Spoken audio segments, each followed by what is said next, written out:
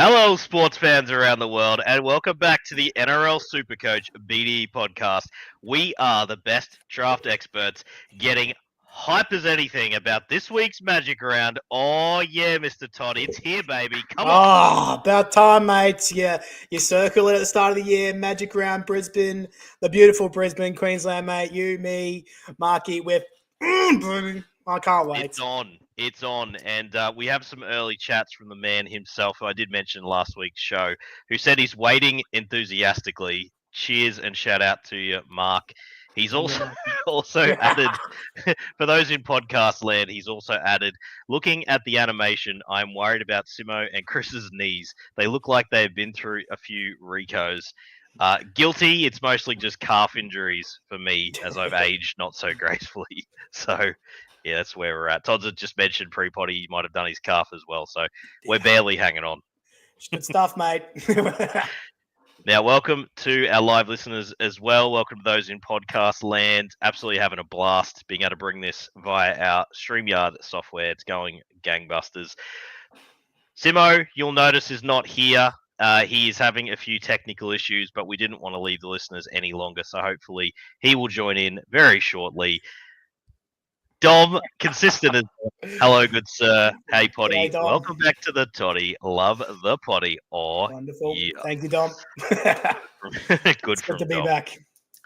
All right, mate. So Magic Round. We're going to talk, obviously, a Magic Round sort of flavour here. A bit of wizardry from us, if I dare say, around some of the selections, Mr. Todd Mount. And boy, sir, let's address the elephant in the room in the shape of a sin bin.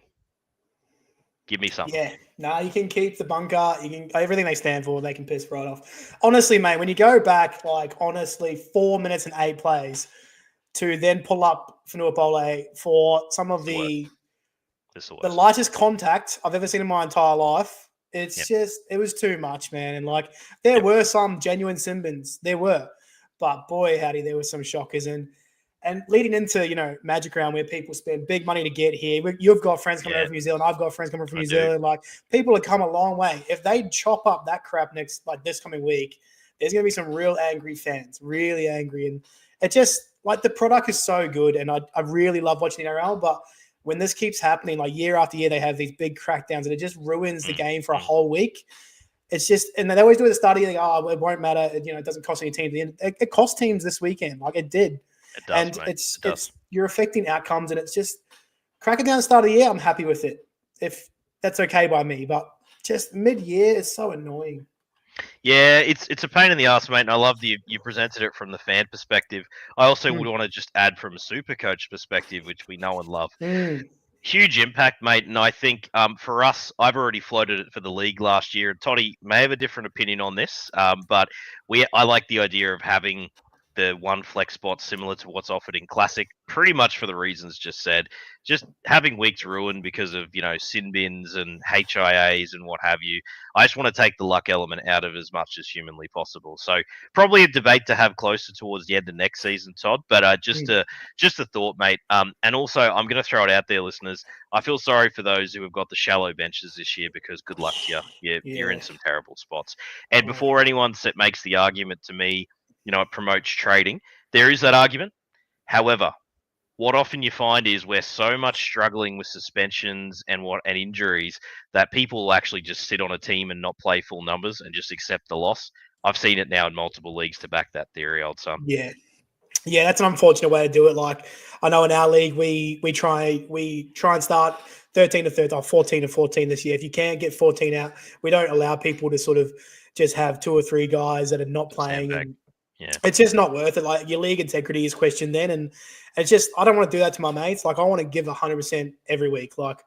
Last week, for example, Teague Wilton out, picked up Billy Burns. I dropped Josh Adokar. Didn't want to drop Josh Adokar, but you just have to do it because I want to keep the league integrity. It just needs to be done. So, there's been some, big things happening in the sim bins are ruining super coach matches. And some of these leagues are big leagues. People play for money and it just sucks, dude. I just hope that we move forward and Magic Round is everything we want it to be. That's it, mate. There's hope. I was talking to a couple of mates about it, and hopefully that is the reset, that they know how big a spectacle this is. Please don't ruin it with the sin bins. For those who were there for number one when it was literally the breathe on a high shot, hopefully we're not just repeating that. Yeah. So anyway, we've got that out of the way, mate. Hopefully the NRL, they're going to listen. I know that. That's it, mate. I know, Annesley, Abdo, they're some of our biggest fans here on the potty, mate. So hopefully they're listening and away they go. Hope the shit out of both of those guys. All right. Game one, mate. The hype will be real. I will not be there Friday night, Saturday, Sunday for me. Same. Sharks versus the Eels. I'll start just because you mentioned the Fox, mate. And I think he's a pretty decent one just to mention right out of the gate. May not have survived a lot of roster cull to get through last week. It would have been, he was right on the edge. Mate, I think he is a decent 4th, 5th option for the run home, given the bye schedule as well. He's an easy low-end waiver for me. Yeah, 100% agree with you, mate. Like I said, I had him on my roster. Really happy with the week. I picked him up. He scored really well. And then with Mitchie Moses back, I just think he can be unlocked. And 4 or 5 guys perfect, like matchup weeks. This week, probably not the matchup to go at, but you could start him in a pinch. The Fox at Magic Round could be anything. So, yeah. I think he likes the big stage, mate, and the way Brown and Moses looked, I actually think he's probably all right to plug in there this week. I don't think Sharks are that incredible defensively either, so I'm on board, mate. So I pick up there. Not a crazy high one, but someone worth bringing in. Jesus, good to see Mitchie Moses back in there, mate. Absolutely love it. Jack Williams, with under a bit of a cloud, but is actually named to start. We've mentioned him plenty. Due to get his FRF eligibility, because I believe he's still only 2RF, sir, if I recall correctly. Given that's happening, mate, with Sean Lane going down, Tulagi down as well for 3 weeks. Just in terms of rotation here, can you give me an argument that he's an FRF2 once he gets that eligibility? Is it on? Oh, I think he's already a FRF2, just because he can play the big minutes. He's got a big motor on him. I actually like him in the middle. I thought he's going to play a lot of 13 and prop this year. So I like him in the middle. He's always a chance to play 80 minutes on an edge too. We've seen that happen as well. So as a FRF, pick up that FRF eligibility. I really like it. Yeah, so you just got to chill on it. It is a bit early, I guess. So depends if you can sort of hold him as a third 2RF. Playing as a front rower, Todd's the only thing really quick. Is there anything there? It's a bit risky, isn't it? It's a bit risky, just in case there is that real low floor game where he just knocks you out of 40. But look, I think Jack Williams has everything needed to have a pretty friendly SuperCoach game, just due to the fact he can work a lot, big motor, gets through the tackles. So, yeah, I like it. Either of the back rowers doing anything for you, mate? The absolute toiler that is Charlie Geimer. Like, you got 3 weeks max. No good? Move on. Nah, not for me. I mean, Katonga's been so inconsistent, up and down. He's probably one you can see the upside in him, but just doesn't seem to be clicking at the moment. But with Mitchell Moses back, you never know. So he'd be one that I'll be stashing as a free agent if he hasn't already been picked up. Yeah, don't mind it, mate. Now over to the Sharks. Got a mate, you and I, who's a Sharks fan.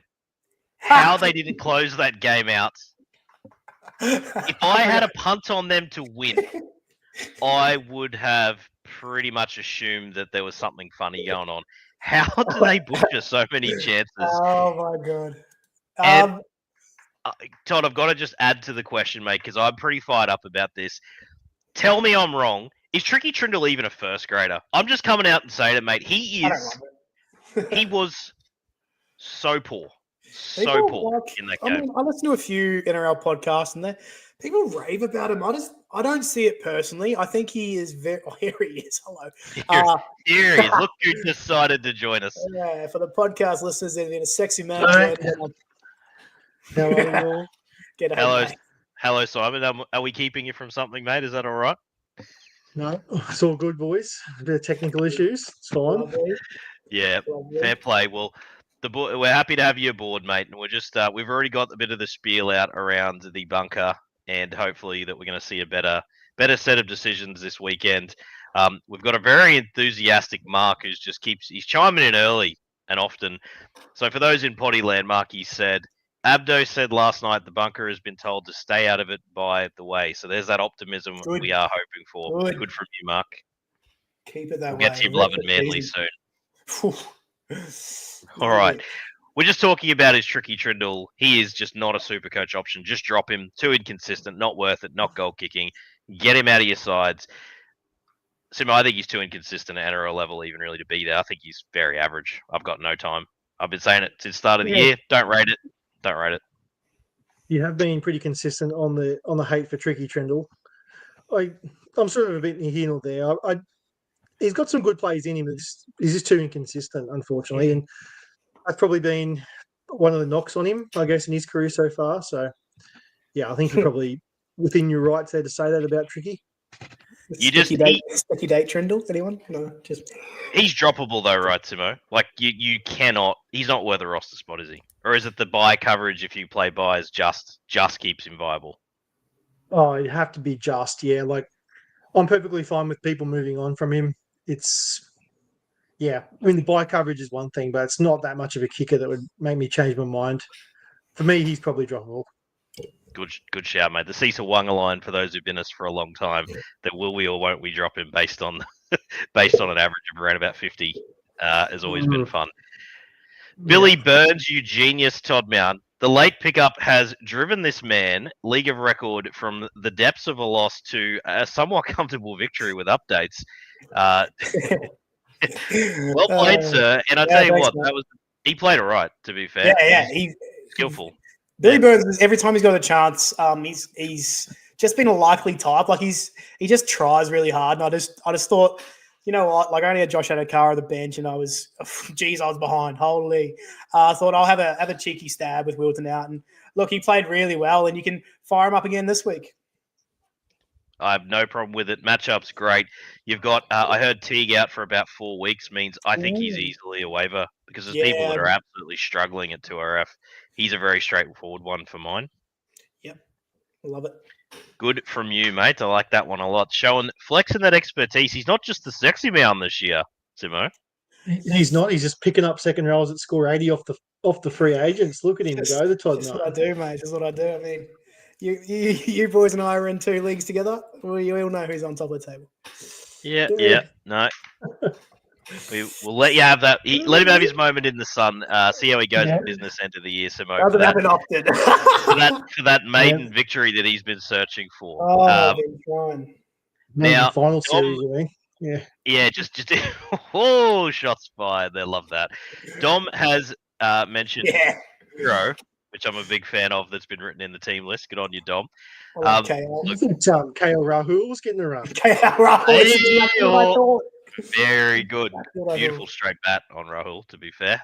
Okay, so he's not bad. Look, Hero is, if you are in an 8-team league and there was a roster squeeze somehow, I'm still happy with a number 1 waiver there, given the upside that he's shown. That's about as good as that advice goes. Can we offer that, lads? Or Dom, he's flexing because of his CTW. I know he is. Well played, Dom. He's probably your 5th choice. Well done. Must be nice. Must be nice. All right. I just want to point out that if you are desperate this weekend, he's on one. Tommy Hazelton under the bright lights to score yet again after he did it on the weekend.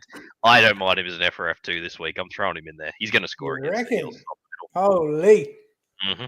It's not a bad shout. He's on ATS first game of the round in a Sharks multi. Get on it. You heard it here first and hopefully never. I feel like I'm about to lose a lot of money this weekend. I'm going to dump plenty. So I also want to say for listeners, I've not been on a great run with the punt after an outstanding start. So do with that information what you will. Roosters Dolphins actually looms as quite an interesting matchup now. Roosters obviously finding form. Nwanga Nitawase looking brilliant on a wing with Dom Young again dropped. Bit of confidence was built. They're looking pretty damn good. The only questions, I've got some interference. I love that. The only questions really in terms of Supercoach is Victor Radley is a 13. We've spoken about it plenty. We are not as keen. Sorry, just going back to Dom here. He said name change. Yes, the KL Euro, the Clearo, as it is. Love it. Right. You should say g'day, Dom. Simon. Victor Radley, so yeah, not super excited, boys. He's not going to get the minutes, and it looks like it's not much to be had there. Over to the mighty Finns. So there's a fair few changes in the forwards. The GOAT has hung on to the 13, which I believe means Maxi Plath has not made it back in a pretty cruel blow for owners. Brutal. The GOAT at 13, so the GOAT versus Hazleton is on in earnest. It's definitely a couple options there. If you can multi both of those, mate, look at you go. Boy, That'd be something. 4,000 to 1. It'd go all right. We'll get on the front rower multi. One I won't be putting in is the Diesel, Kafusi, who is also back. So really is a shame here, boys. There's just options aren't there. But with D safe out, can we get Francis Molo we've spoken about? Is there anyone in that forward rotation can get you a startable set of minutes as a D safe owner? Anyone? I don't think so. Probably not minutes, but Joshy Kerr's, the way he's been playing has been amazing. It's just, will he improve his minutes? Probably not. But if he was to improve, like there's someone there that's got a SuperCoach friendly game, the way he's been, well, the form he's been in has just been incredible. I actually can't believe that he's shown it in flashes, but not for 3 or 4 games like he has been. I spell a multi here, Simo. Hazleton, Goat, and Kerr. Get on it. Good times. Yeah, no, the GOAT offer Kerr offload. That's what you want. Try assist bets. That'd be good fun. Try assist for the. I don't need any more reasons to like that. You are welcome, betting agencies, for that little tidbit. I'm sure they're trying to work it in. Aside from that, a player I want to mention who's having a better season than we probably have paid attention to, Jake Averillo, boys. He is actually having quite a good season by average. I've just got to mention him just in case, because he's out there in most leagues. Can we put some respect on the name and say 4th, 5th bubble at worst? Is it kind of looking like that, or you don't even think that, Tots? Nah, mate. His best game of the year was a 76. Come on now. I don't know. Not for me. I've been on him many a times over the years. He's been in my team, and he's just trash. Okay. Fair enough. Simo, yay or nay? Even considered on the bubble here, or just don't bother? I think he has to be considered because his performances have been just more consistent than what we've seen from Averillo. Right. Yeah, he probably doesn't have the massive upside, but when we're talking about the 4th, 5th bubble, that's a matchup play, and he's at least that. So I'll give him a run. I'll tell you what, mate, if you're the Dane Gagai owner, you'd be happy with Averillo's done so far. Just throwing it out there. Marshall King is back after the laceration, so if he can stay away from the shaver or whatever it is that got him, probably a good option. Hope it was like a stud or something, not a shaver. Well, you don't remember Sergio Canizares from Spain, international keeper from a World Cup way back. He literally cut himself on a shaver and missed the World Cup finals. That's unbelievable. Peak of his career. Top in of Spain. I can't remember if it's the year they won. Apologies, my knowledge isn't there. But yeah, that was the big story. Imagine that, eh? Go football. It sounds like a bit of manscaping gone wrong, to be fair. So yeah. All right. Well, sure, he's fathered many children. I have no idea. I've got no idea. Shout out to Canizares, one of our favourite listeners as well. All right, moving on forward. Bunnies. We've got a translation service, boys. Don't you worry. We're taking this thing international. We're actually starting up a La Liga podcast. Just don't hate that. Just anyway. Bunnies v Knights on Saturday. Yeah, baby. That'll be pretty pumped up and actually a chance for us Knights not to get shellacked and maybe score some points. I stress the word maybe. It's hard to greenlight much going on there at the moment. And you look down and you see Jack Cogger and you're just filled with all sorts of inspiration. The Hastings chatter's got pretty loud, but what we're hearing reports from New South Wales Cup is he's playing like absolute mud, and that's why he's not getting a run. So this is as good as it gets, folks. Kalen Ponga, can you stand up at Magic Round? I think yes. Yeah, he's got that BDE, doesn't he? It seems he like does. First game on the Saturday, lovely weather, hopefully, in Brisbane, as it always is. It just feels like KP. Manscaped for a cheeky sponsor. Big fan of that idea, Mark. Would take. Yeah, it feels like KP's due one because he has been, boy howdy, has he let some owners down. He has. Now, it's worth mentioning, lads, it's got far enough, and the hate has gone very far in Classic, for example.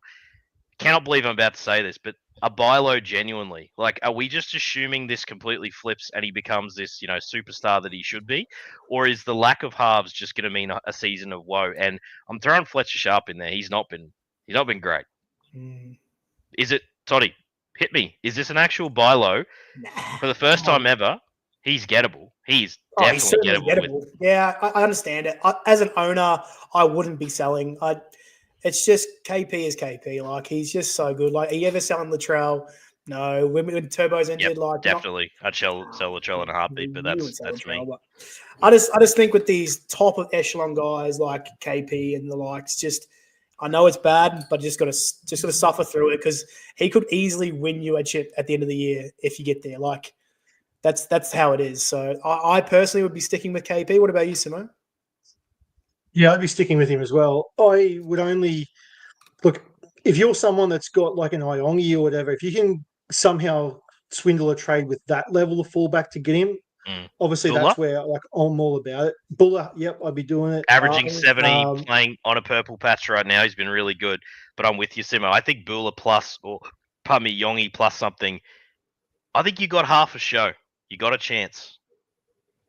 I don't know if you do. Like, I know on averages and form, like they should be, but it's just the way that Ponga's viewed. I just don't think you're going to be able to get that. To be honest, I think you're going to need. Look, we've got a question here later on, but you're going to need a fair bit to sort of pry Ponga away from someone. I don't think they're going to be willing to go down to that level of fullback, even though Iongi and Buller are both performing pretty well. I just don't know if you're going to get it done with those guys. Okay, fair play. I think if you've got one of those, it used to be front rowers, Simo. I think maybe it's 2RF this year. If you offered like a Britton Nicker and a Jerome Buller, for example. His name's Jerome, right? Sorry? What did I say? Jerome. You say Jerome every week.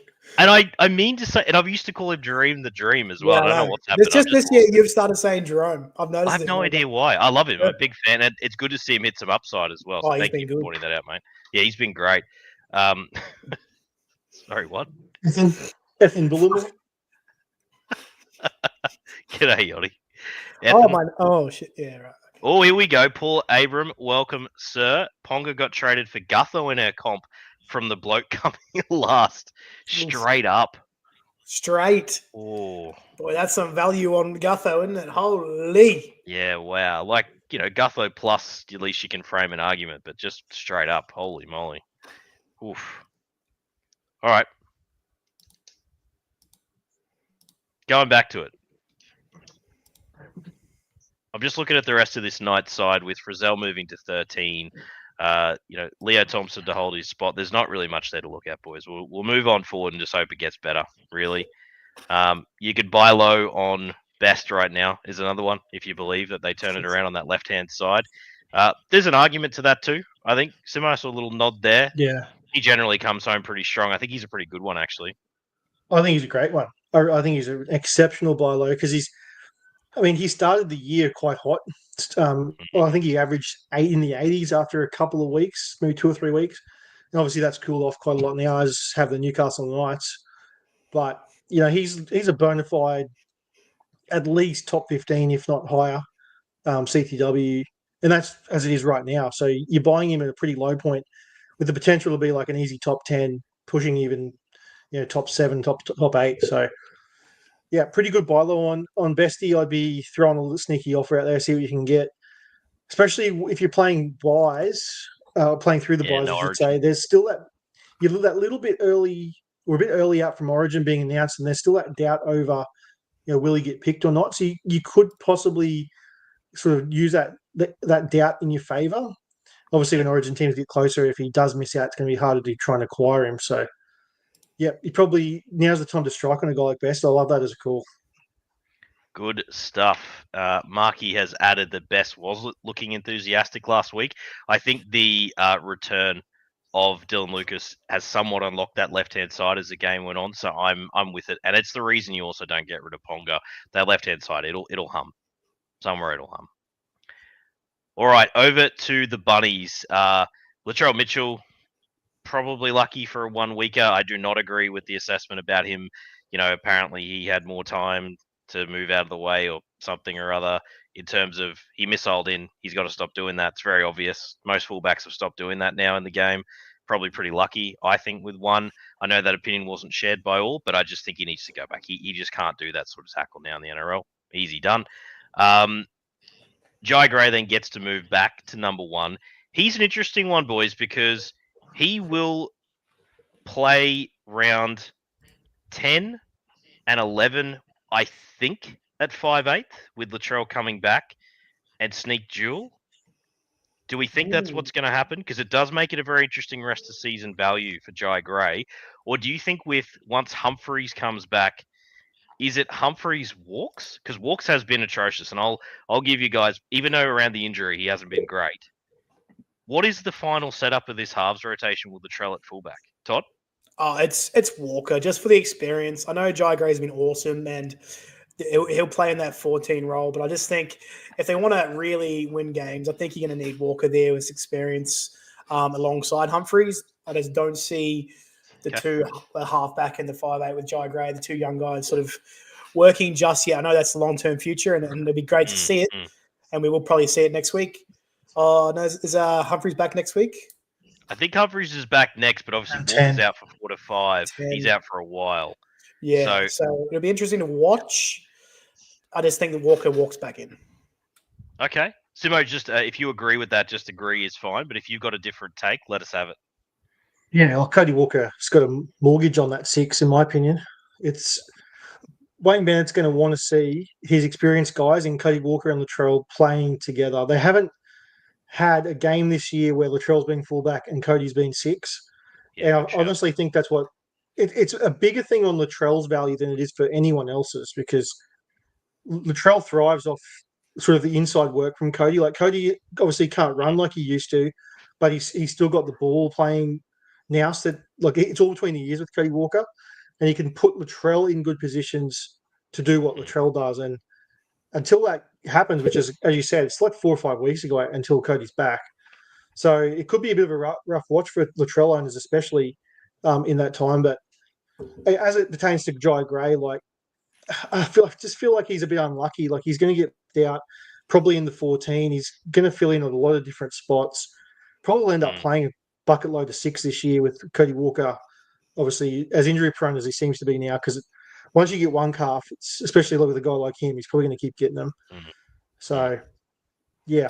If you own Gray, like, hold him, because he'll probably get the duel and see what happens. But he'll be a tough hold through the bye round, though. Tough hold through the bye round. It's one of those ones, if you're the Latrell owner, though, for the rest of the season, once you get that opportunity when he's dropped, probably be the first one to pick him up. Just give yourself that coverage. Decent option. Jack Whiten wound back the clock last week and was absolutely braining them. He hasn't played like that for years. That's an anomaly, right, Todd? We're not going to see Jack Whiten. No, I won't be rushing out to pick up Jack Whiten. Oh, no. Jack Whiten's a good player. Like, he's a really good player. It's just, last week he brained it, and the next couple of weeks he'll go back to the centres and be pretty quiet, but do his job. So don't spend your waiver claim on a man who scored 120 odd. I think that's absolutely fair. Any interest in the rest of it? Campbell Graham, he's been easy to drop so far. We keep picking him up. Picking him up to play. I'll pop this comment in there from the Mark. For those in podcast land, Spotify land, Walker reminds me of Hodges at the end, treading water. Cop that, Justin. That sneaky drive-by. Couldn't have a better bloke. Not the worst comparison. So Campbell Graham, boys, we've got to bring his name up again. I'm sorry. He's going to keep popping up, and he looks so good on paper. He's going to have been dropped again. Lost season, Simo, you've gone back and forth on this one. You had him as no good, don't worry about it, to yep, could be something here. Now with this halves rotation, mate, are you back off? Yeah, definitely. 100% I'm back off. It's just what the allure of Campbell Graham a few weeks ago was when he's been named on the wing, and I thought that could have been something. Back in the centres, it just doesn't look like there's any upside in this Souths team. And that goes for even the left-hand winger at the moment in Bentley Harpe. But there's not a lot going on. So, yeah, I just feel like it's going to be another tough grind for Campbell Graham. I couldn't roll him out in a CTW and look at him and think that he's got, like, anywhere near as much upside as guys you can find even on the wire. So it's hard to see. You can probably get your solid 30, but I mean, no one's going to get excited about a solid 30, 35, even 40. So just don't see where the try comes from or the 60 plus comes from. So for me, someone that will end up on a lot of free agency lists, and it's a bit unfair, but it's just the way that the Bunnies are at the moment. Just not enough skill in the side in general. Probably a lost season, but it'll be an interesting sort of sleeper going into next year, and the hope he has a full preseason and the Bunnies don't get the round 26 bye for the first time for a while. Quickly touching on Tallis Duncan on an edge. Interesting one with Ewan Aiken moving back into the centres. Obviously did plenty of good things from Supercoach as a back rower. Tallis Duncan as a 1 week play probably gets all right minutes here, Todd. I'm okay. Probably does. I can easily see Jaira moving to the edge and Hubner coming in playing through the middle. So I wouldn't be spending a claim just for the 1 week play anyways. Not my go. And I'm a big fan of Tallis Duncan, so I don't know. Yeah. Now, one for Meso, it'd be a mistake for me not to mention Matt Croker to the bench after his little run at 13. I got on last week, Meso, and he got me 50-odd very important points in my back row. He's only been getting 45 minutes, so I guess he could theoretically get that from, pardon me, the bench here. I don't know. Good luck to you, Meso. Good shout, mate. It's probably the end of the run, though. All right. Now, arguably, match of the round is the next game. Warriors versus Cowboys, two most informed teams in the competition. Todza gets to comment on this one first because he essentially wrote the Cowboys off and signed I did. Peyton's death warrant. It was all over. It looked very accurate early, and they have absolutely turned it on. Yeah. You also thought your Warriors were in for a bloody rough season, mate. Look where they've gone. But you're also allowed to revise, mate. So give us, what are your thoughts on this game? And is it going to be open and sort of allow the Robert Derby types to score tries? Or do you think this is because they're both going so good, we get that tight, grindy sort of game? I do not believe these two teams are going to tight and grindy. It's just going to be a beautiful day in Brisbane. Track's going to be fast, mate. And I'm going to be there screaming on the Warriors. Like, they've been really good. Just the stuff... Like the stuff that the Warriors usually don't do, that grind out a game, the last 20 minutes. It's just been really good to see them do those kind of things. And they haven't been perfect, and they probably won't ever be perfect because it's the Warriors. But like what they have done has just worked really well. This week we got Murata Niokore going to the front row.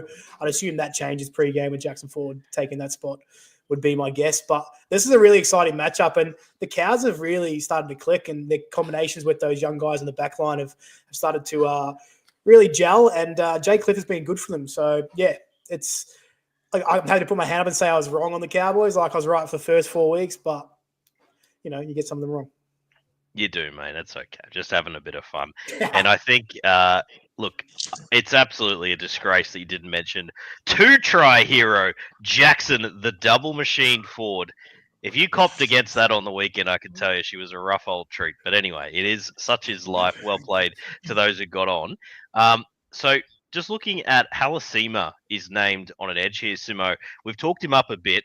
If he can hold the position here, mate, it's looking good. But don't sleep on his bloody back row buddy, Kurt Capewell. For those who got on last week, he is on fire, the kid. Just give him that one offload has sparked him into life, I think. He actually did play pretty well. We've got to give him credit.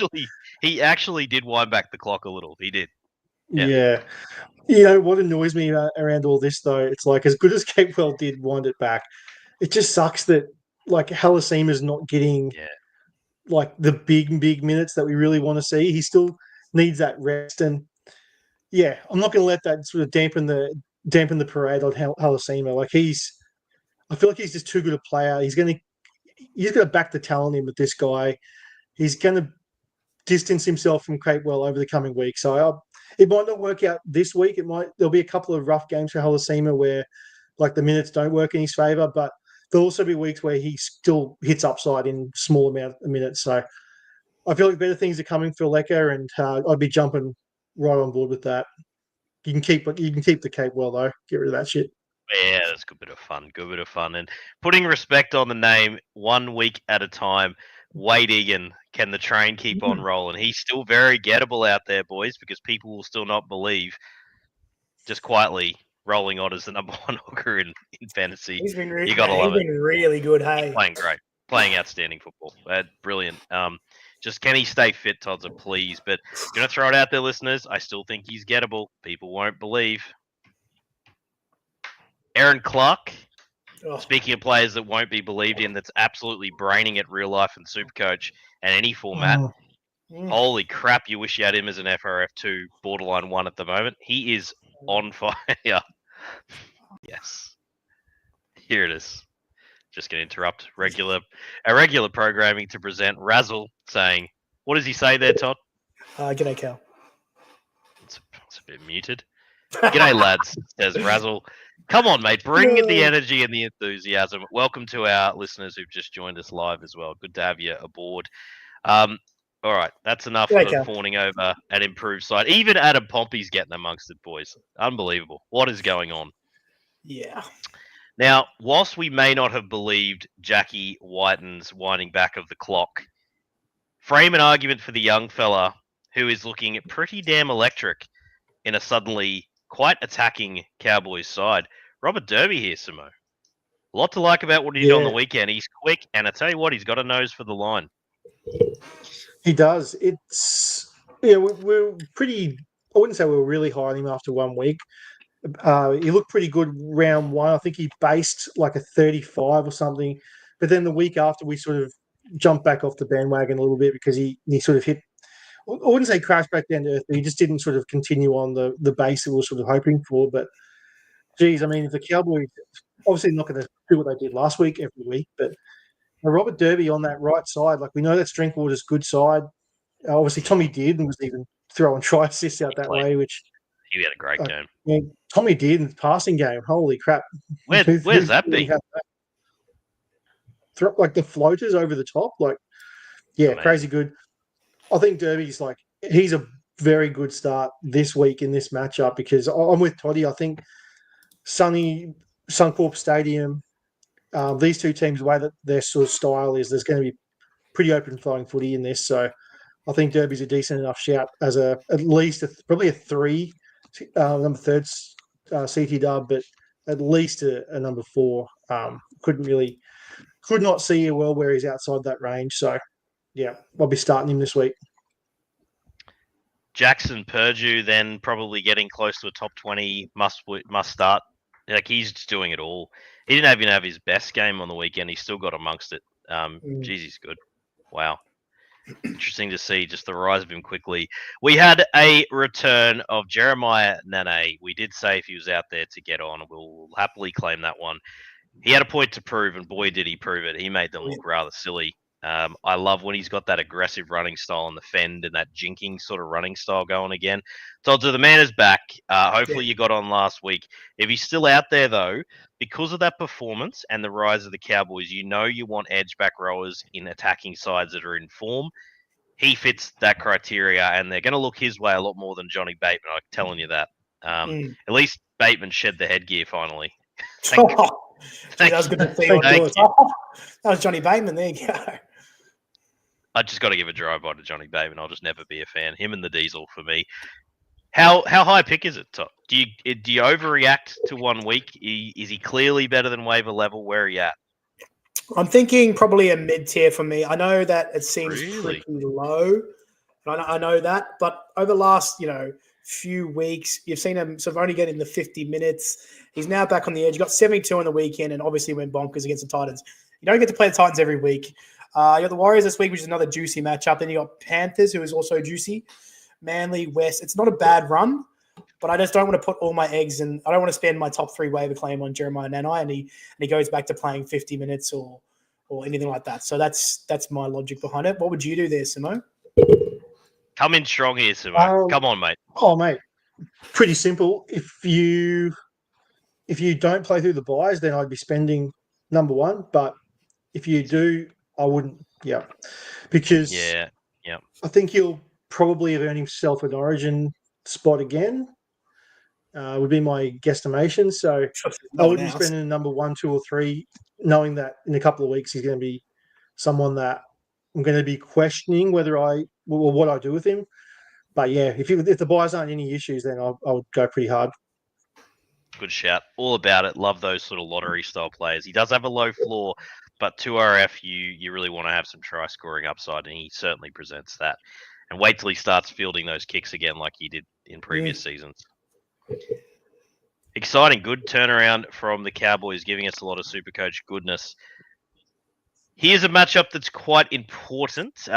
Interested to see how the Tigers go backing up what was the stolen victory. I still don't know how they managed that one, but away they went. The return of Lockie Galvin, who did do quite well for Supercoach.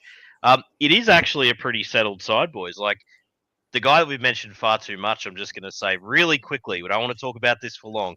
Sawela Fainu, Simo, believe or not believe? I mean, he scored a try. 91. I think he made 2 line breaks as well. Geez, I'd love to believe because we do rate him as a player, but I don't know.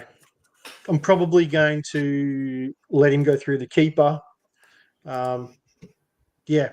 Look, if you're out there and you're really desperate, then there's worse guys to throw a dart at.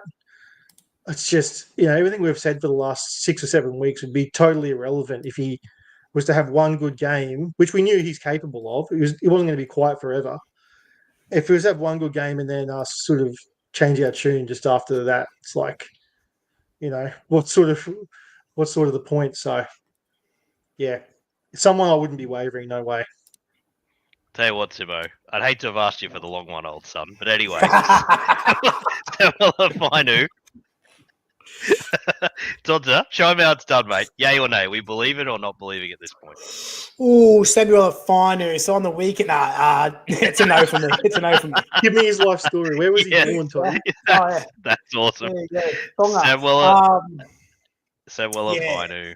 It's a through to the keeper for me. I'm going to get poised. Go back to the poison chalice. If the knee has come right, the talent is there, and the team is all right. Well, Galvin is playing, so we'll go there.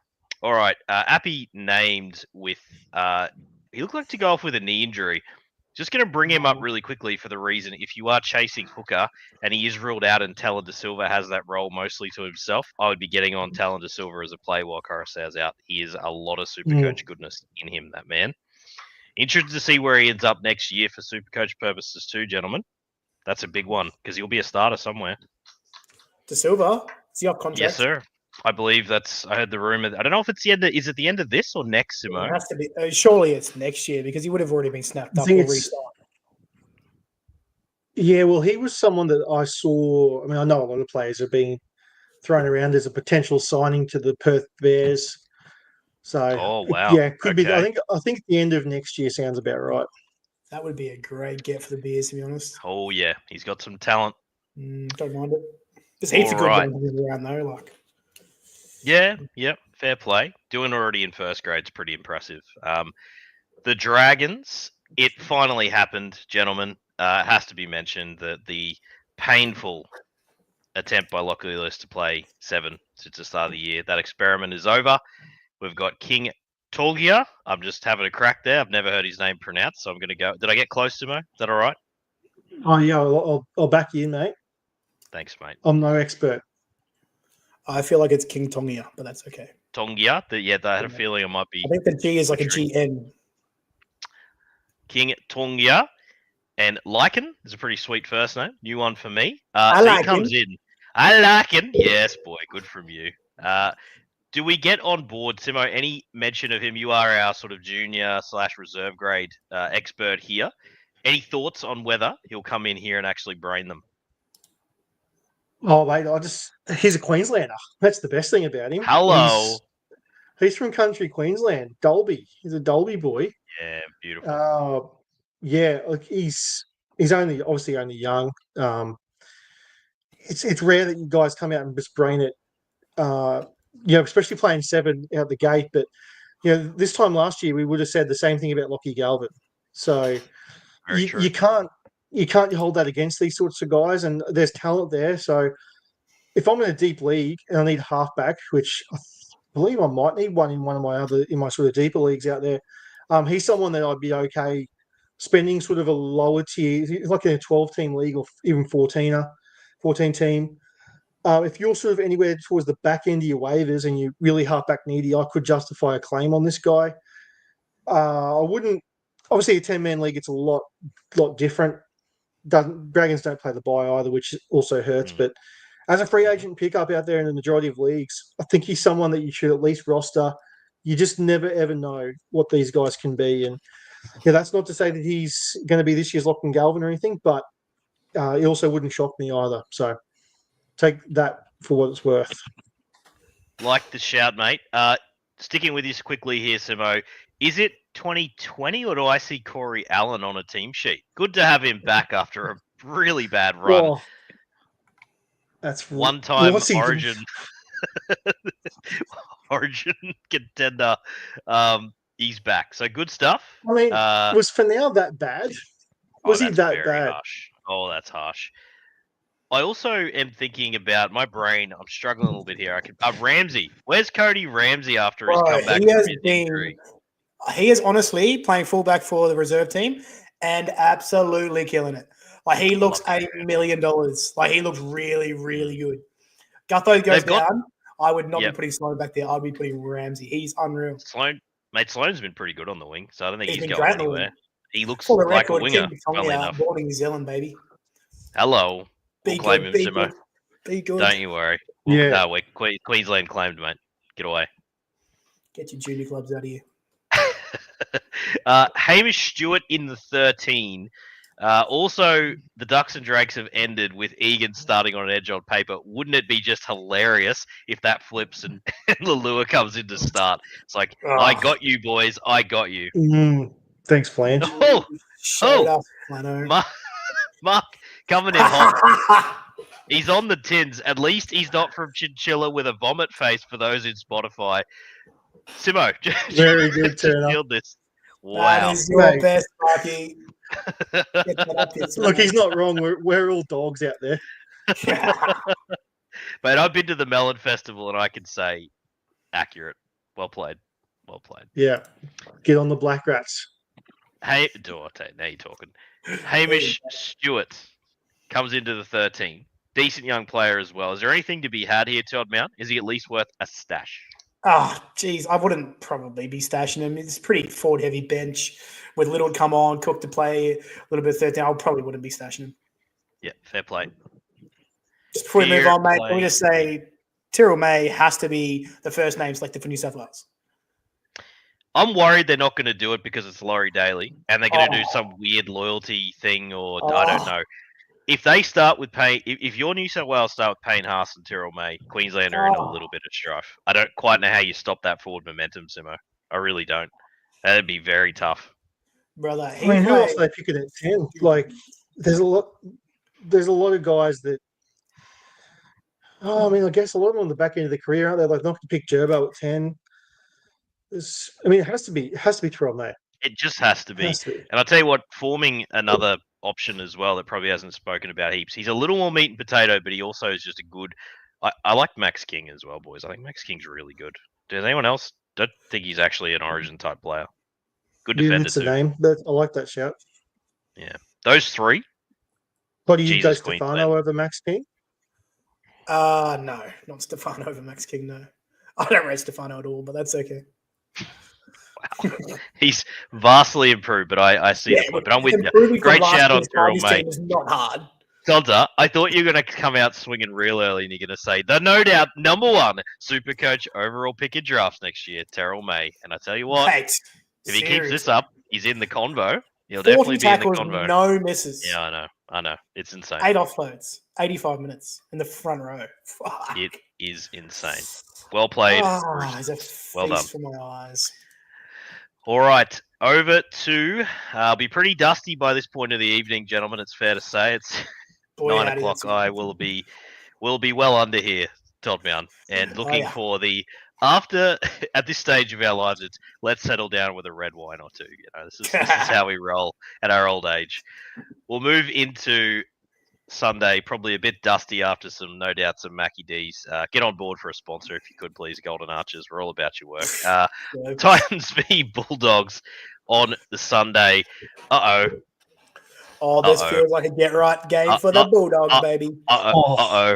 Big moment here, boys. If you could just get, this will be where I spend a lot on multis to try and jag a monster here. I'm getting hard on the Dogs. I'm just going try scorers galore. Our syndicate Simo is going to get pelted, and I hope I just drop a big one, mate. I'm looking forward to it, mate, because I'm sipping the Kool-Aid on what you're picking up there.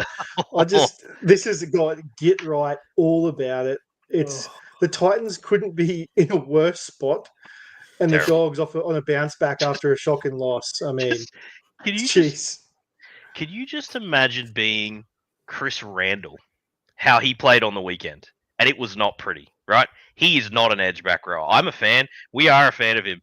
That is not his position, right? He's in that team list and he goes, all right, I did a shift for us on the weekend, coach. All good. And the coach says, that David Fafita bloke, that's the reason we lost. You're going to go back in, Chris. And he has to face, if he's doing opposition training or something with David Fafita, he's like, David, I'm so sorry, mate. This is not me. Can you please explain if they had say there was a youngster coming through that was the real deal, right?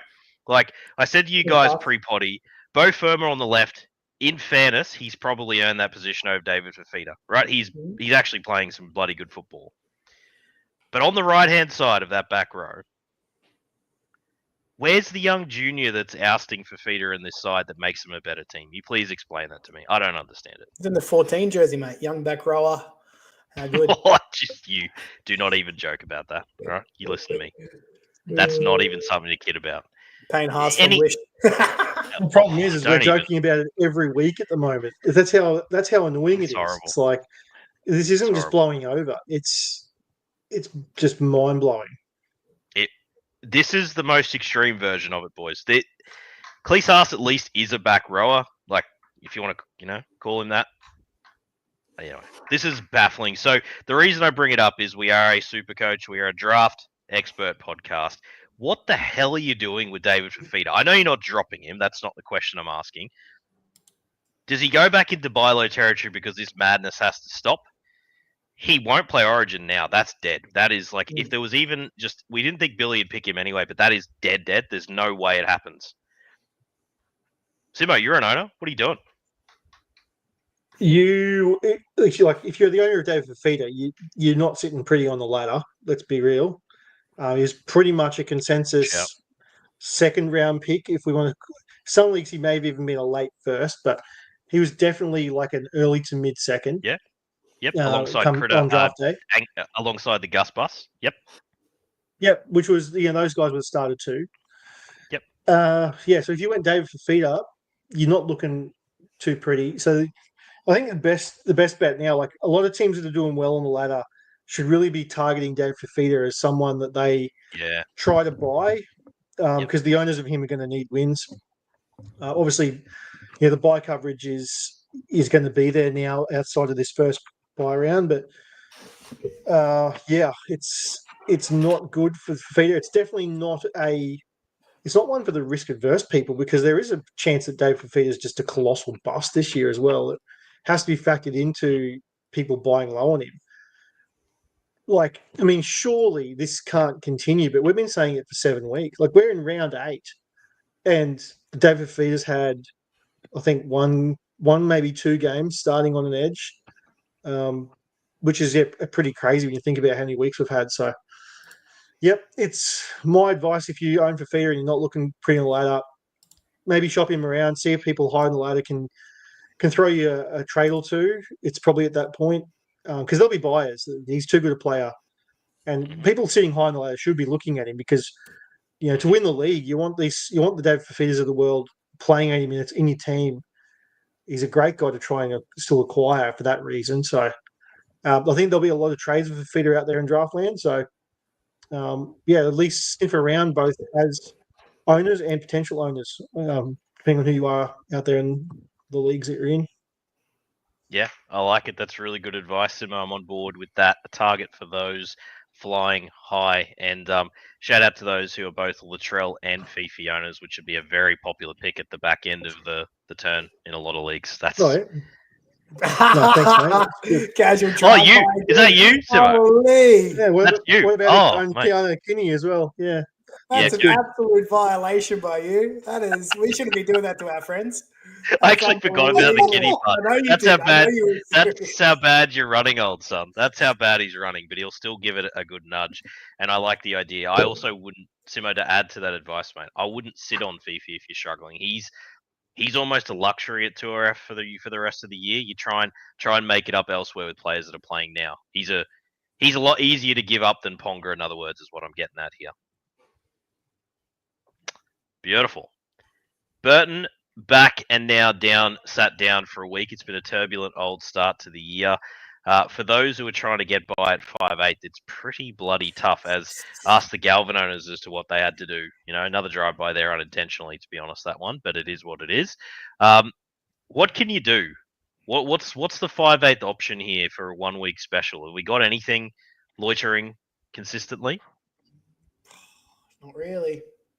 Just looking at our league, mate. Like Jack Cogger's there, Atkinson, Schneider. Like it's rough in our league, and we're only a 10-team league, mate. So yeah, it's some strife. Yeah, Jackie Whiten after last week, like that's probably a play if you are the Burton owner. If you want to chuck him in at 5'8", that's about as good as going to get, I think. Trade we did in the listener league, I'm going to say it, Todza. I think Harris DeVita is very gettable, and he will get you by. He's a very decent option, scoring 50-odd, high tackle rate, secure position. Just think he's decent enough. All right, rest of the side, we're going to greenlight a lot of what's going on here.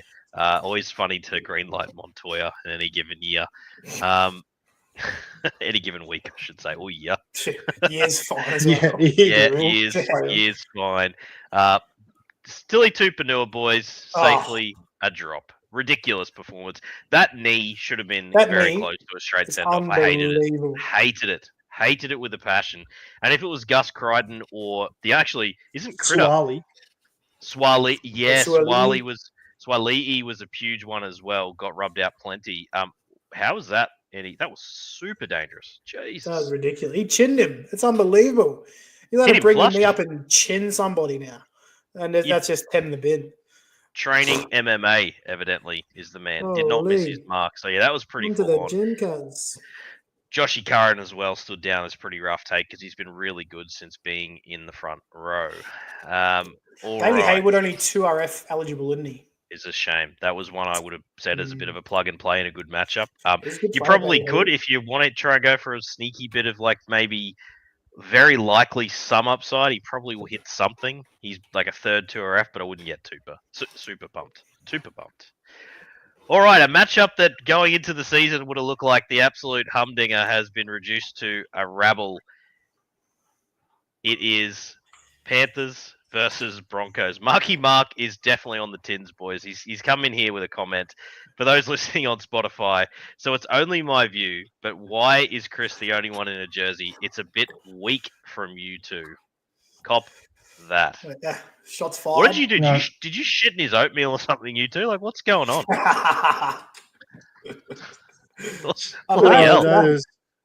We're going to buy Manly jerseys, but some idiot bought them all out from closest levels. Well, we will get to the mighty Manly. Or won't we? Because they're not there. Yes. Yeah, I got him.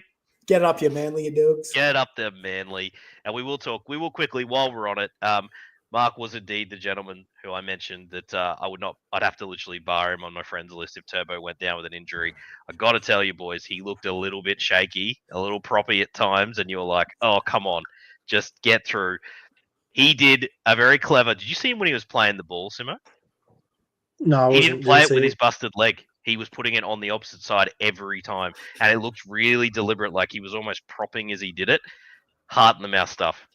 It was scary. The knee that had the strapping was the one that he was standing. He stood on. He balanced on. It was the one touching the ball. Yeah, the one he balanced on with that leg. So he used his currently non-injured knee to play the ball back, and he was almost like propping on the busted knee. Oh, yeah, I didn't like it. Yeah, didn't like it.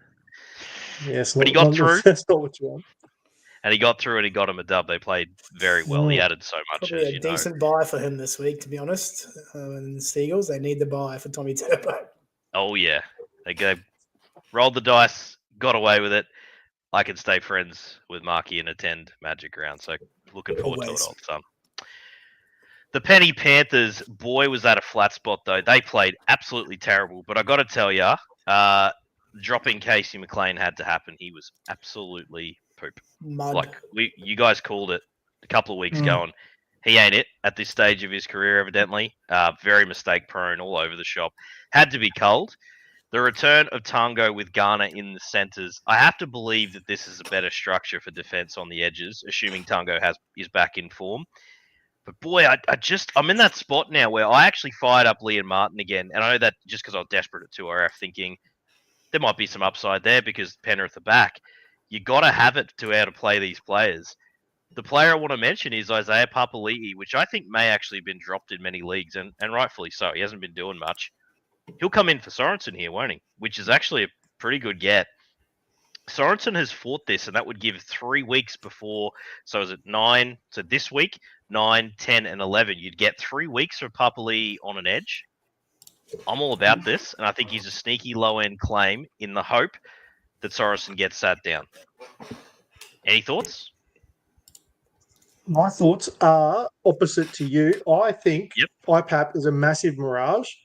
Okay. I reckon, just from watching them play the other day, I reckon Mav Gaia is a real good shout to get that spot. Really? Yeah. I would be a little bit worried about being all in on a waiver for IPAP. I get it. Most people will have your thoughts, Redford, that he's a bona fide waiver, and I get that. I just don't really share that view. And for me, free agent, sure, but yep, I couldn't justify a heavy waiver because I just feel like there's a decent enough chance that Mav Gaia ends up maybe playing on the edge there, and IPAP stays in his middle role as he has been. Okay. Because you got to remember Garner's pushed in before too. Yeah. So. Very interesting question here from Cal. I'm going to fire your way first, Mr. Todd. And the question from Cal is, g'day Cal, swap Jenkins to a Tungo or a flyer on Derby. I particularly like the latter here as an option. As a 1 week play, yeah, I like the Derby play. I think it's going to be a really open game against the Warriors. I wouldn't be like dropping Jenkins at this stage either, though. That's just my opinion. Yeah.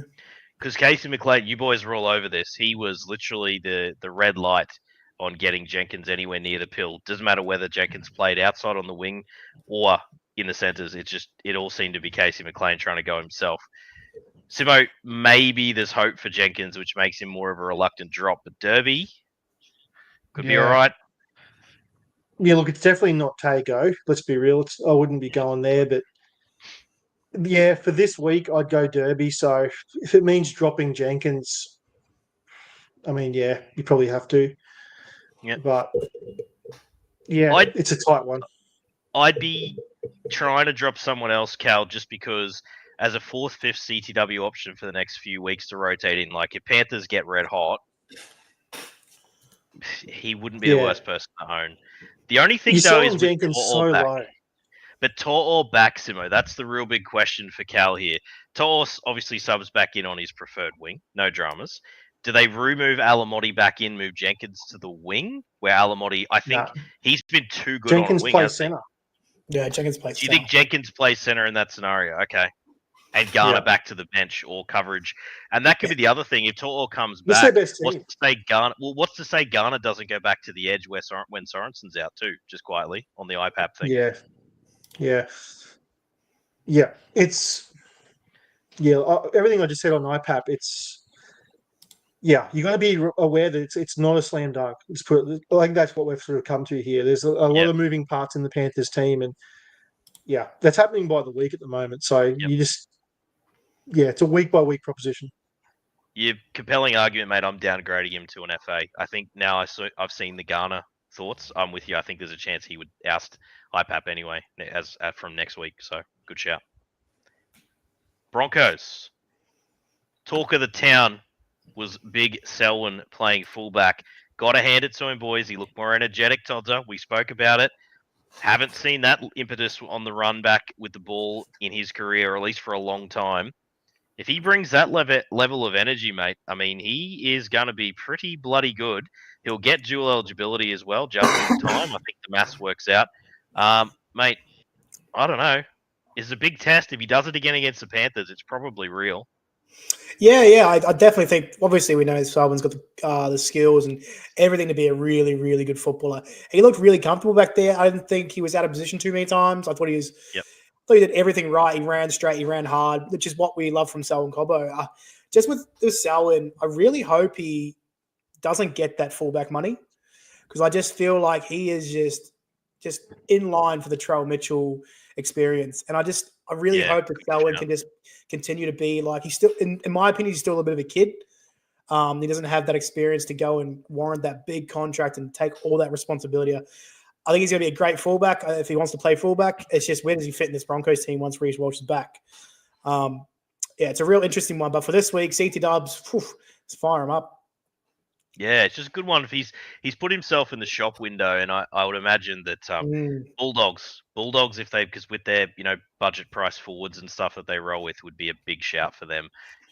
Is Connor Tracy really the guy to take into a title? We'll find out. Cal just says, cheers, definitely a toughie. Probs hold, agreed. Good on you, Cal. Love having you aboard again, mate. All right. G'day, Cal. Ben Hunt, shout out. He looked good this week, more of an origin level effort and performance. Just going to keep reminding folks that he is a really good buy low here. Just, if someone says, oh, you beauty, I can sell him after a decent week. I cannot wait to see him play 9 to run out the season. I think it's going to be outstanding. And I think we're going to look back and go, probably should have put a sneaky buy low offer in. Just throwing it out there.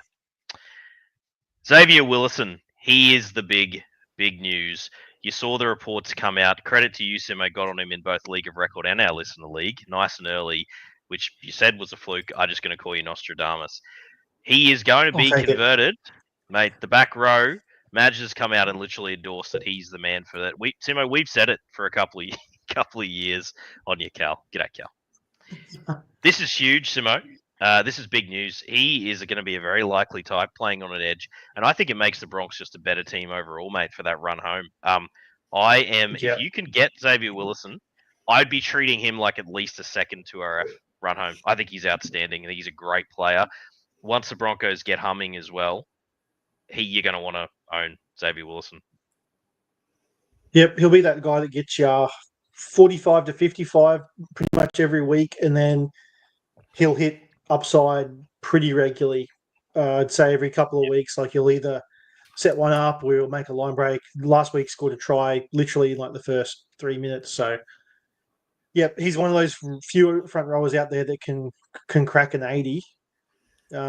Literally, if you looked at the front row landscape, I think as we start to look at just how good Payne Haas and Terrell may have been. Obviously, you've got AFB and Tarpany killing it, Maxi King still killing it. I'm sure there's a few that I've forgotten, but there's outside of those sort of real high-end guys, that middle tier of front row, there's just not, and we say this every year, front row's not a high upside position, we know this, but especially sort of if you did a rankings list now and sort of got to like front rower 9, front rower 10, you're struggling to find guys who can consistently sort of hit, I wouldn't say consistently, but at least have the ability to hit an 80. And Xavier Willison's one of those guys. So he's a locked in second front rower. Just if he scores you 45, then so be it. So is it literally every other front rower who's a number 2 FRF on waivers. But when he hits you the 80 odd, that's why you got him, because that could be the week that you're versing a Corey Horsburgh, and all of a sudden you got a guy that's matched him. He's a really good play, and probably not like a mega high waiver, but just a really solid play to add to your team over the rest of the season. I disagree entirely in the front row, Sim. I think that's like bonus upside in your team. If he was just 2RF eligible, I wouldn't be as excited. But FRF, mate, I actually have him as the bona fide one this week easily in leagues. I think 10 team plus. I just think because I would, easy. Sneaky upside in a position you don't get it usually if you've not drafted one of the big boys. That's why. He's like that bonus pocket of upside that on any given week, imagine you got a close matchup, his likelihood of scoring a try and getting you 80 could be the difference between a win and a loss in a final. I think he's a great get. Todza, we've got a bit of a disagreement here. Not a massive disagreement, but just a little one. Marky is on board. He's come out and said he looks very fit this year and he has a pass. He does. And I could, just to set up your answer here, Todd, I can picture the risk of the threat of Ben Hunt just barging over for a try. We know how outstanding he is. Imagine Benny Hunt setting up for that and just little short face ball to Xavier Willis and running over to the left. Good luck defending those things. Is what I get the upside. He's got a huge upside, like talented kid. I also probably wouldn't be spending a 1, but that's just me. How do you spend a 1, Todd? When you get to 1, what do you do, mate? Brother, when you're on Depends top of the on Connor table, Tracy. when you're on top of the table, yes. when the boys are on top of the table and you have the number 1 waiver and everyone around you is just scrambling around for scrub from 2 to 10, you just hold it and hold and hold, boys. You are... Okay, we've got Upside Fantasy Sports have come in and say bench kills him. Could play 60 minutes and score 30. PPM isn't great either. Love hearing an alternate view. Upside Fantasy Sports. I think the sample size of him playing edge back row is very, very limited. I think if he's as involved as he was last week, I think we've got Simo's. I'm going to go with Simo and say that it's going to be closer to the 40-45 floor. Upside Fantasy Sports. So we'll find out who's right, eh? I like it. Good challenge. Yep. Good shout. Yeah. Good to get an alternative view on things. So keen to hear from you then, Upside Fantasy Sports. Where do you think he sits in waivers if he was out there in 10-team league plus? If he's in a 12-teamer out there, you're spending the bank, right? That changes everything because he'll be the best player by miles. All right. Moving on forward to the Storm. I think he's a great punt, but wouldn't spend a 1. He's on board with you, Todza.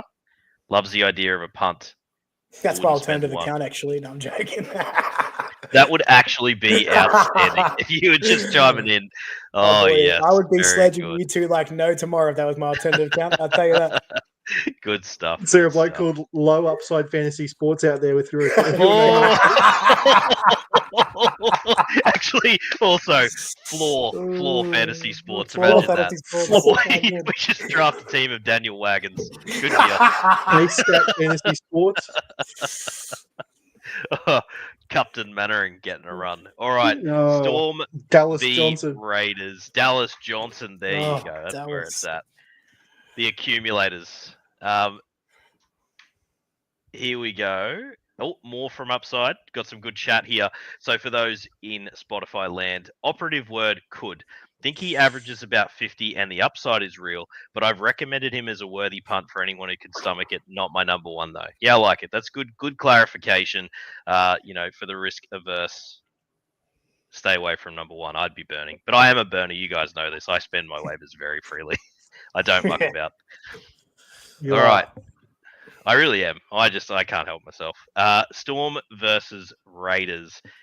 Big game, boys. Really big game. Great comeback from the Raiders. And just going to start off with a man who's heavily in the microscope for the right reasons. Hudson Young.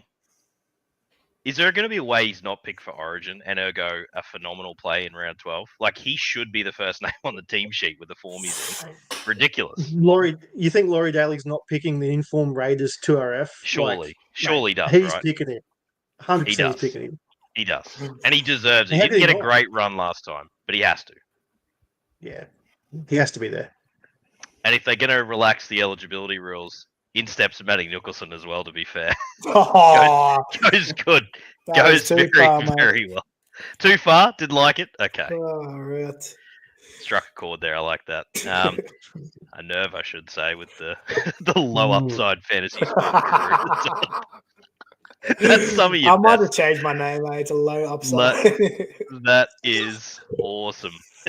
Upside Fantasy Sports said, literally tune in to hear you guys discuss Xavier tonight. Great to have you aboard, mate. Appreciate you guys tuning in. All right. Matt Tomoko, after a lot of leagues have finally given him the punt. Simo, you're one of them. I know he got dropped in our Listen League as well. Of course, he goes out and does the thing that you drafted him for in the first place and absolutely brains them powering through a gap. Where the hell has that been from Matt Timoko, who we are a massive fan of on this potty? What the hell are we doing now, honestly?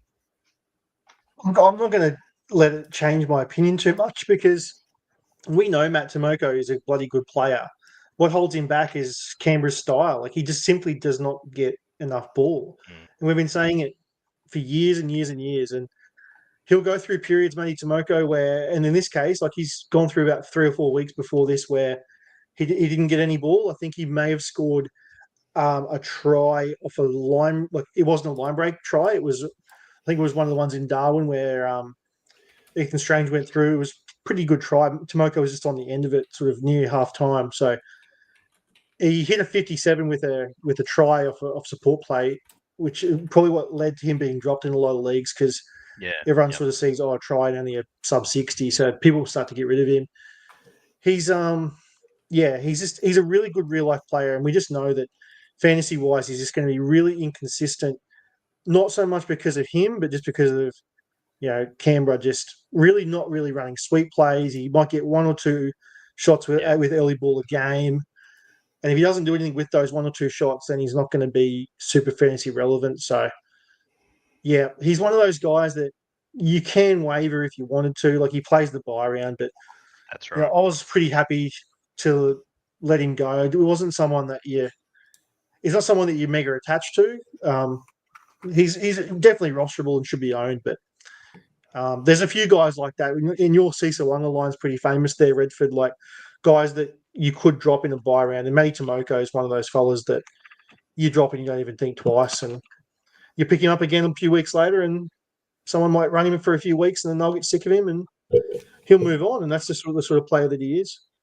Yep. If you're needy and you want a bit of a floor play for Timoko, it's a really rough matchup as well, obviously, this week. So, I'm with you. I think he just own him as a 4th, 5th bubble guy if you got the roster space. And if you're a week 12 buy player, get on. Decent enough. And really, Seb Chris, the one we should have known about somehow, Todza. So let's not even go there, mate. Let's not even do it. The Fogarty news confirmed, I believe, will be off to Manly. Will be interesting how that plays out next year. Very keen to see that with that team around him. Does he torpedo the rest of the team by just thinking he's got to kick every single attacking play? Well, let's find out. All right. Not much else there, boys. Tommy Starling just hanging on with Owen Paddy getting more and more time. It's been a rough old ride. Hang on to the week 12 bye. You may not have any better. Farlongo is back, which means the big man Bradley doesn't come in with his dual eligibility, with a lot of folks were excited about high pointing the ball AFL style. We wanted again in the Magic round. Farlongo, though, Farlongo, I'll get to those comments in a minute. Farlongo is going to be one that should be started and played, right, boys? That's a pretty straightforward one. Yeah. How high, Tudor? If you're CTW needy. How far away is Willie Wilbrick? There's no return date, is there? Feel really bad for Willie. He's having all those battles after the post-concussion symptoms from what I've read. So that's a sad one. Geez, you want Farlongo while he's there, mate. I mean, if he hadn't got, if Trell hadn't taken him out, that would have been a pretty good. I would. Hey, boys, guess what? I would spend a 1 on Sua Farlongo this week. Okay. I'd spend a 1. Just, I think the upside's huge with Willie Wilbrick, unsure when he's coming back. I love the cut of Sua's jib, so I would spend my 1 this week on Sua Farlongo. So that's who he spends the 1 on. Yeah, he just gets the shiny. It's no job security. Yeah. It's like so Redford's just going to the jewelry store and picking the beautiful, H-cut diamond. Todza sees the shiny coloured gems in the corner and he goes, "Yeah, baby, let's dole out that cash. That feels about right." Simo, where do you sit, mate? Have you got a bit of you on the cubic zirconia like Tots? Certainly not. Look, he's a gun player, Sua, but I don't think he's long for this team on the wing. It's not. I can't see Melbourne running him out there. 5 weeks from now and him still being the winger. I mean, if it breaks right for you, Toddy, I mean, Wilbrick, if he stays out for a long, long time, but Yeah, Or it's Howe. just it's hard knowing that it's not his spot. Like it's definitely Warbrick's spot when if he's fit. So you're saying that if he doesn't have it for the next 5 weeks, you wouldn't waiver him as a number one, even if he gets 5 weeks of value. Don't play the no, bye either, I Todd. personally wouldn't. Yeah, true. So four out of the next 5 weeks. Interesting. Exactly what Redford said. Like the buy round is what does it for me. If there was no buy round, I get it, sure, but that gives I just feel like there's too much of a time frame there. We just don't know when Warbrick will be back, and that could only be 3 weeks. We just don't know. Good thing he's owned in our league, boys. I won't have to spend my waiver. Well done, mate. I also think that I know House's out for a little bit, but obviously House return as well means Grant Anderson would move out to the wing. True. Love Grant Anderson. If Grant Anderson gets back to a wing, boys, he's very playable. Where's he off? He's off to the Bronx next year, isn't he? Grant Anderson? Did he get signed? I didn't even see that. I got a feeling he's off to the Bronx. Yeah, not a bad get. He's been very good. One of the better reserve sort of players who's found his way in. I was just thinking they need more outside backs too. They do, mate. They do. Is he really? That's all right. Pretty sure he is, dude. That's maybe some breaking news here. No, it happened ages ago. All right, just a quick wrap up of some commentary we missed. So Upside just wrapping up that point around Xavier just quickly. Really tough one given the bench makeup and what Madge said in the media. And it is so tempting to have him as your FRF2, as you guys discussed. So good wrap up there. Mark has chimed in. I'm Chris's alternate account. I'm not real, and he plays poorly. KP in Newcastle is actually shit. Well, F you too, Mark. And then Mark said, "Yeah, I had a feeling I got the cut wrong." Chris said, "You don't want an H cut diamond." So I don't know. I can't remember what the Marky Mark is the person you've just walked into his wheelhouse here. Yeah. I have. Does he know his way about a bit of jewelry or a watch, the big fella? Yeah. Trent Liero, Simo, we've talked about this for a while, mate. Has he? This is finally looks real. He's getting involved a lot. He's doing almost the Isaiah Yo role, just basing the crap out of it all of a sudden. Is this one of those he's gone up a notch? Oh, I think he's just getting more minutes, and then he's just doing the Trent Liero thing. Yeah. I don't think his game itself has changed that much. It's just he's being trusted more in that team, and Melbourne run a great rotation for SuperCoach. They just play their bench players bugger all minutes, and I wish more teams will like it. You've got what hurts me the most about Parramatta's rotation and why all the Eels forwards are all so crap. It's like I was really hopeful that Riles coming there would do the same thing Bellamy does, and just see his benches guys who fill a spot. You play your best players for 60, 65 minutes, and unfortunately, Riles has gone the complete opposite way and pick 4 forwards on a bench and divvy up the minutes pretty evenly. It's hasn't gone the way I thought it would. Put my hand up there, but as it pertains to Liero, like while he's getting the minutes, let him base. That's what he does. Poor Jermaine Hopgood. All the jokes around being hop bad and all those things are pretty hard to avoid. Just not getting the time.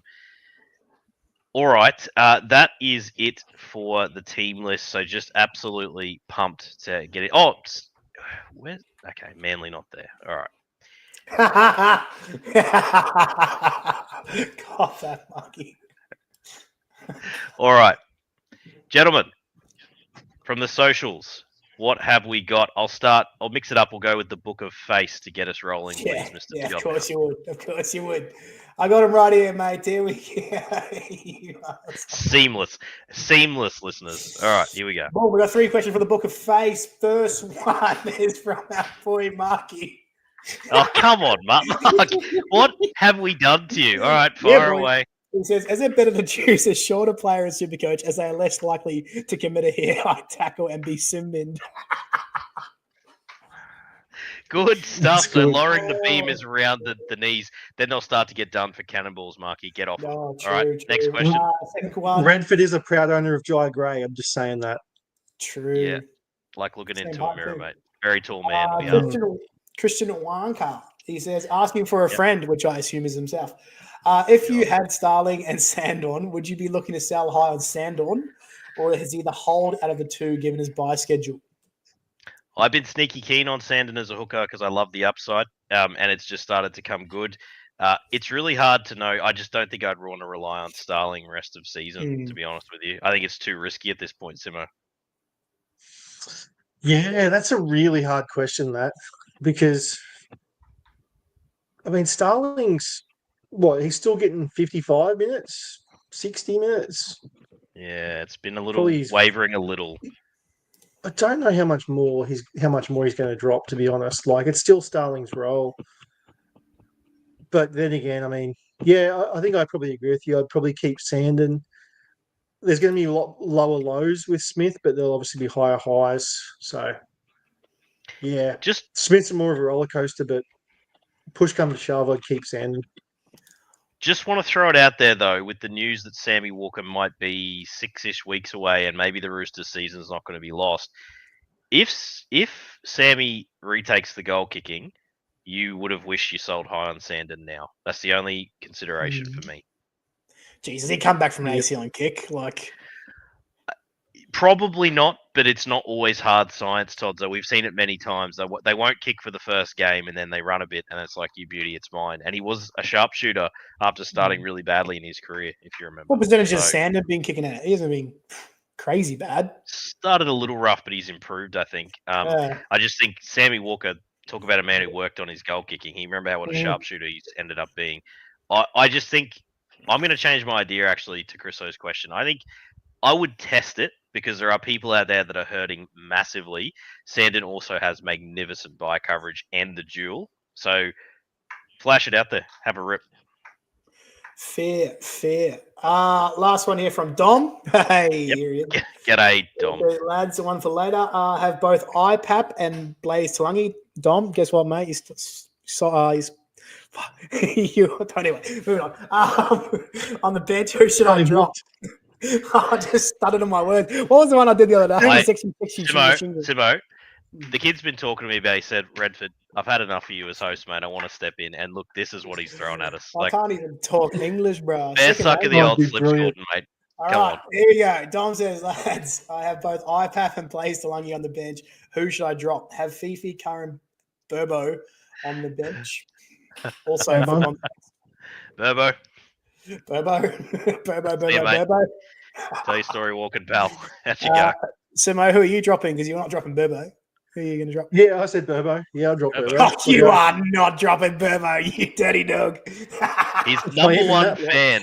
His number one fan is dropping him. What does that tell you? Nah, that's fair. That's fair. Yeah, Burbo. That's all we got from the Book of Face, boys.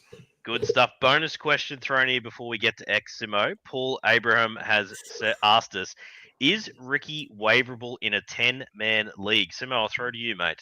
Back from a staph infection this week. Staph. Oh, Staph. Not a staph. Oh, that's good. Oh, that's rough. That's rough. Staff. That's the Ethan Ethan thing again. Right. Staph and stuff. Yeah. By rodders, by staff. For the exorcist action. It's a fun one. He's back from an exorcism. In a nutshell, to answer Paul's question, I would say yes, he is waiverable. If you play during the buys, it's a bit harder to waiver because the Broncos have the bye in round 12. But in a nutshell, yeah, he's waiverable. There's a lot of teams hurting at 2RF, so he's on the borderline, but a lower end claim for mine. Just above the season. What do you reckon? Line. Just above. I'm an owner. He gets you in it. If you've got a tough spot in 2RF, I think he's just got enough floor upside combo to be just all right. Good stuff. Solid. Simo, over to X, mate, please. On X, a bit of apologise ahead of time. I'm going to butcher this name. Well, you can't do any worse than Todd. I'll set the bar low. At Saran Samar. Okay. Welcome. Big fan of your work, gents. What's the go with Hopgood this year? Hop gone. We talk about Hopgood all the time. Yeah, dude. We do. It sucks. Redford, give us a 20-second summation. Is that 20 seconds in Simon time or me time? Yeah, do whatever. I don't listen to what you tell me to do anyway. I'm aware of that. Got no clout here in this group. Hopgood, I would say he remains a really odd buy low in that all these names that are falling, no Tuolangi, no Sean Lane, Guymer's now playing on an edge for some reason. I just want to believe it's got to get slightly better, but I don't think it's all the way back to what you drafted him as. So you hang on as a third tour if you're going to play him each week with his 45s. You haven't got return on draft day. That's where you're at. All right, Red. Toddy, I'll start with you on the next one. What do you think? He's got Egan. I assume it's Dylan Egan, but it could also be Wade. I don't know. Give us both anyway. What do you think their averages will be moving forward? For Wade Egan, 57. Oh, wow. Dylan Egan. Oh, wow. He's averaging 70, the kid. What's he done wrong? He's about to get an HRA. Don't disagree with Toddy. Don't tell me that. Mate, Don't drop it on Magic round. Mate, the Warriors game is going to be a fun one to watch. Dylan Egan, far out. Holy dude, that's a good one. Worst week in a while just happened, Todd. Keep that in mind. For Dylan Egan. Yeah. Had a rough one. Minutes. I think Dylan Egan probably hits that 54 to 57 range as well for the rest of the season. Somewhere around there, 55. 57 for both? Sure. Yeah. I mean, yeah. Sure. Go on, Redford. Tell us how Wade Egan's going to average 65 plus on the run home. Not a chance. You're selling him short, mate. Why would he not stay in the 70 range? No, my same advice says you can get him because he won't cost you much. People won't believe. I think he's just, if he stays fit, he'll average 60 plus. There you go. Dylan Egan is a tough one. If people are big believers, I think he's an okay sell for mine because bad week too because he come off the bad one. But if he was to have another decent week, my worry is that weird rotation with Leilua worries me a little bit based on game situation. And if the Dragons aren't having a good week, I just feel his grindy style may not hold up as well. I'm not massive on him being a 60 plus, like similar to Todd. Yeah, it's fair. I won't go any further. Which is he's been offered a massive trade here. He owns Tom Trbojevic. Would you take Ponga and Carraz? Deal. Yeah. Sold. Done. Every day of the week, twice on Sundays. Oh. Shit, I'll even throw something else in with Tommy. Like, that's just to make sure they don't renege. Just quickly throw something. Yeah.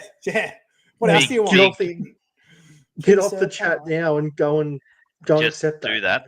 Can you put? I want to know that. So who was that listener? Sorry, Simo. I just missed the start there. That was Saran Samar. Saran Samar. Can you post, mate? I'd love to know on either X or Facebook. Let us know if you get that trade through, mate, and we'll anoint you as the trade of the season. Well done, sir. Brilliant. And we would like the person trading away KP and Carraz to be in the list of league next year. Yeah. Any other questions there, Simo? Who knows? Yeah, we got a couple more from our regulars. We'll start with Eggs 11. He's always good for a couple. Yes, sir. Fellas, can you explain to me why Lemuelu can't get a start at the Dolphins? He's always had talent and has shown a lot in his limited minutes. Do you think you hold him and hope he gets a start? For context, it's a 14-team league. He's got Teague Wilton currently out. He's got Hudson Young, which is obviously a good thing, but he's also got Samela Fainu. So obviously he's there looking for a number 3. Todd's what do you reckon, Redford? Can you print? What's the player in question here, Todd? Honolulu Lemuelu. Yep, just was checking. Connolly was still my favorite thing for a while. That was Levinelli. I'm a huge fan. I think he's got talent. I think the reason back to very good question asked by Eggs 11 as always. I think he just showed a bit of a struggle in patches over the last season and a half with some bad form defensively, and I think that's cost him a spot. Whereas Finafiliaki he's decent, solid enough in that role, but I think Connolly has a lot more going forward. He, unfortunately, I think, I'll be honest with you, the way the Dolphins have turned it around, he's going to need an injury to be relevant. 14-team league, wow, he might still be just rosterable in the hope that happens because the talent is there. But, geez, in terms of a start, even in a 14-teamer, that's asking for it, Todd. That's a stretch. Yeah, I think you nailed it. I don't think both Finafiliaki or Lemuelu both are at that 80-minute edge spot yet in terms of their careers. So you are really looking for an injury for Connelly. Unfortunately, and I'd just add that for me, it would be outstanding if Gilbert moved into the middle, would be the other way, then he jumps on an edge. But I think the way that team is set up is defensively, you'd rather Gilbert just, holding it down out there. So yeah, and then even Plath, once he's back, is ahead of him in terms of edge roll anyway. So probably a drop. Looking for the 14. Yep. Great question. Really good 6'11". Yeah, I still think he's a definite hold because I would say that I think the Plath on the edge experiment is over. So I would imagine that agreed. if there's an injury to Gilbert or an injury to Fini Fuiaki, all of a sudden Lemuelu's a good start there. So yeah, the reason why he's not getting the minutes is because the Dolphins have been winning, and when he comes on, he's been doing a lot with bugger all minutes. So yeah, he's doing a lot with the minutes he's got, but yeah, just hold him and see what happens. And the last one, boys, is from Shred. We've kind of talked about this already, but does Willison hold 80 minutes on the edge rest of season? 80 minutes. G'day, I don't even think he played that last week. Did he play 80 last week, or did he go off at the end? He didn't I quite think play he might 80. have punched out the 80, did he? I thought it was like 70 in the 70s, 76, I think sounds right. Yeah. No, I don't think it's 80 minutes, but I don't think as an FRF2 you need that 80 minutes. You're happy with, I think if it's between 60 and 70, which I think is a very red hot chance, that's the shot of hitting the upside. Bronx at Suncorp, get on it. Number one claim for mine. Very good. That's it from X, lads. That is very good work. And a beautiful segue I had to hold off on just quickly to finish is that the lads, I believe, we're still hanging on here, your so-called experts, boys. We're going to own it. I believe we're 1, 2, and 3 in the listener league still. We Just are carving indeed, it up. mates. This week, Simo beat White and Wong. You beat Kevin Baconators, the Baconators, unfortunately. And I put one away on Braden's Willie Army, gave it an absolute hiding. So cop that if you're listening, old son. Good stuff. So can anyone take us down for the right for a jersey win?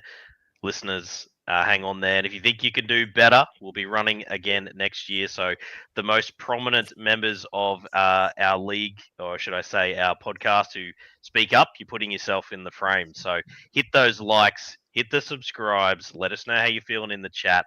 And I think Mark, because he's really dominated this potty, first time I've really seen him comment plenty, he's jumped in there and he said, Manly will have 2 more points than Newcastle.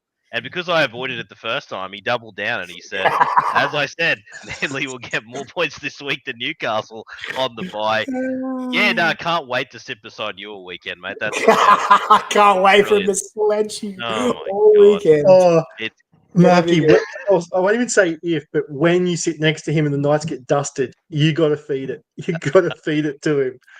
Oh, it's too good. You saying I can't control myself when I get rolled up about the Knights? Well, I bloody do. Get out of here, Jack Cogger. Sorry, started again. Here we go. Can't wait to watch you score 6 points this week off a kick. Oh, come on. Can we just, left-hand side of Newcastle, if you're listening, can you do something? Cogger, just bugger off somewhere else. Let KP slide in there. We got this. Boys, it has been a marathon potty as we thought it would be. There's been just a shit ton of suspensions. Touchwood injuries, if they could stay down for us, that would be great. That's not been horrible yet, but that's probably coming too. So the combination of that is these potties are getting more and more chocked full of difficult questions. For listeners who've tuned in tonight live, it'd be great to have you. For those who have seen us recorded on YouTube, awesome. The Spotify listeners, the loyal listeners we've had for quite a long time now, even back when Simo and I were just running our dodgy version back in the day. Thank you for all the support we've had there too.